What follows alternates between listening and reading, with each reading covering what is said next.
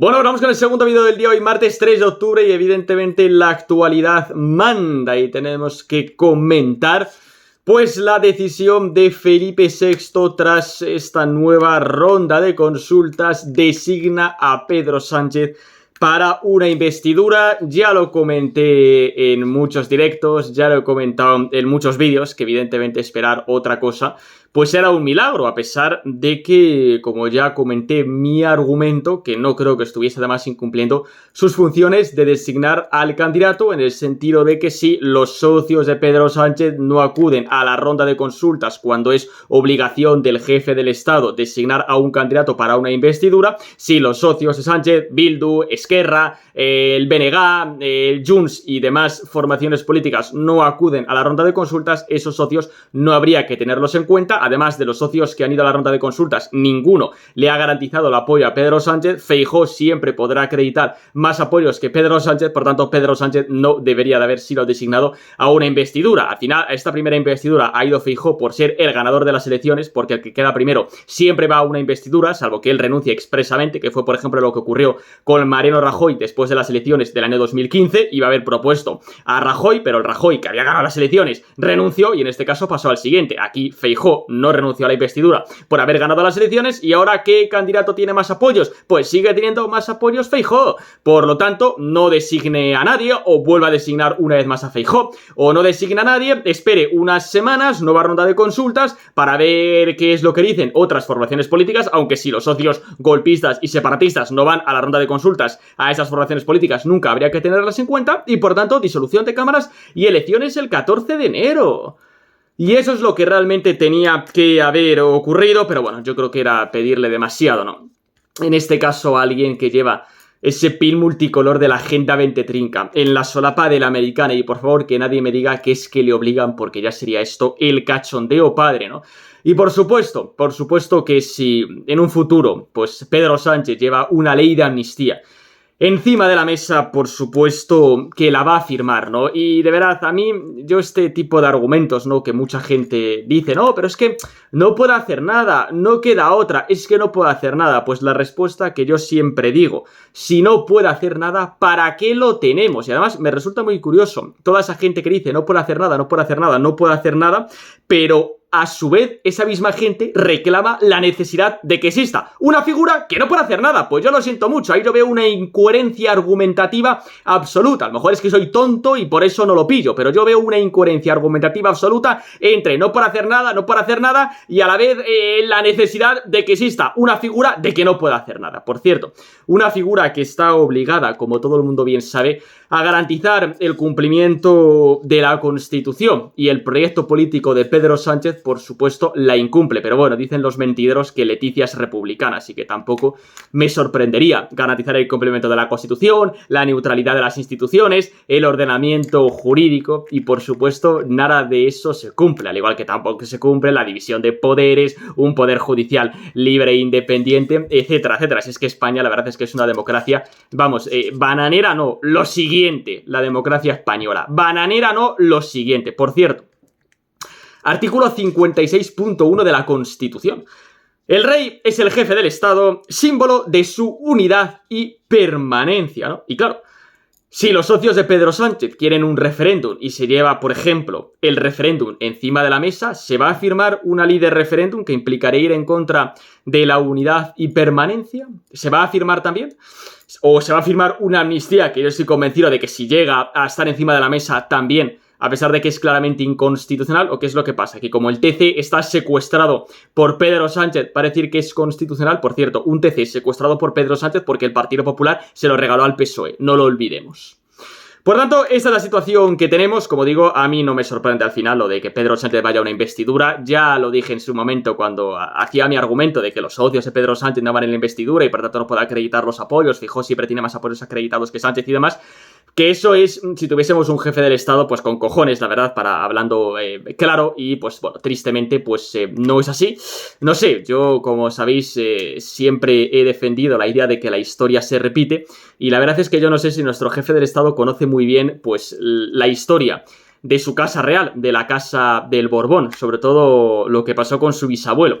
No sería tan sangriento como en su momento, porque oye, este es el siglo XXI, estamos en Europa, no son los años 30 del siglo pasado, pero yo no sé si esta institución sinceramente tiene mucho futuro o no. Pero bueno, ya sabéis que ahora evidentemente estamos en manos de Pedro Sánchez. Aún así no hay que descartar, por supuesto, la opción de una repetición electoral. Todo va a depender si tenemos un golpe de teatro de Pedro Sánchez, lo que ya he comentado en alguna que otra ocasión, ¿no?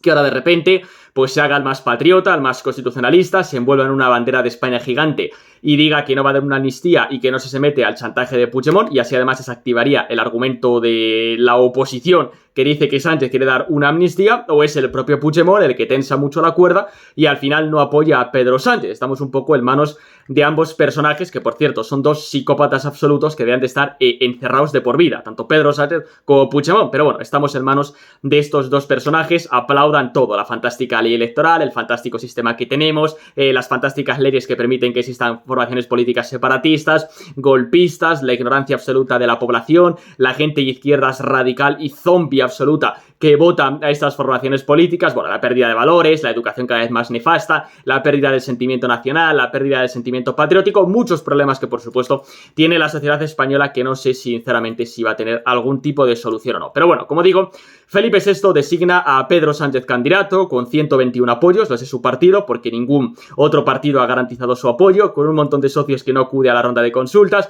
con un proyecto político que es el proyecto de ruptura nacional, con una amnistía que no cabe en la Constitución o un referéndum que tampoco cabe, pero bueno, da igual, ¿qué más da? Es que no puede hacer nada, es lo que hay, y cuando va con el pin en la americana también lo obliga al gobierno, es que ya está, no puede hacer nada, pero es necesario que exista su figura, aunque no valga para nada y no puede hacer nada, yo qué sé, ya digo, seré muy tonto, creo que lo soy, pero veo una incongruencia argumentativa en ambas cosas. Pero bueno, más cosas. Jiménez Los Santos, sé que hablé ayer de él, pero es que hoy ha tocado otra vez hoy Jiménez Los Santos, que hay que decir que ha sido muy gracioso las dos cosas que ha dicho hoy en la radio. Luego mañana seguramente comente una cosa que ha escrito uno de Libertad Digital, ¿no? Que escribe ahí en el periódico digital. Pero en la radio Jiménez Los Santos ha hablado de Michavila, ¿no? Porque ya sabéis que él ha hecho una entrevista del ABC, lo hemos comentado en el primer vídeo del día, en respecto a las encuestas, ¿no? Y claro, ha dicho Jiménez Los Santos que es que con lo de las encuestas de Michavila de las elecciones del 23 de julio, que es que estaban equivocados ambos partidos, tanto el PP como Vox, ¿no?